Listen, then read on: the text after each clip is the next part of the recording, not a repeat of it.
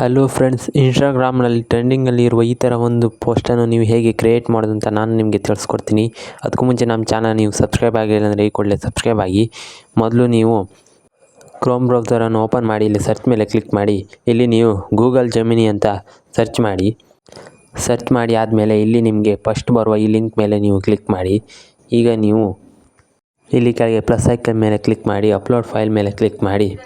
ಈ ಫೈಲನ್ನು ಸೆಲೆಕ್ಟ್ ಮಾಡಿ ಇಲ್ಲಿ ನೀವು ನಿಮ್ಮ ಇಮೇಜನ್ನು ನೀವು ಸೆಲೆಕ್ಟ್ ಮಾಡಿ.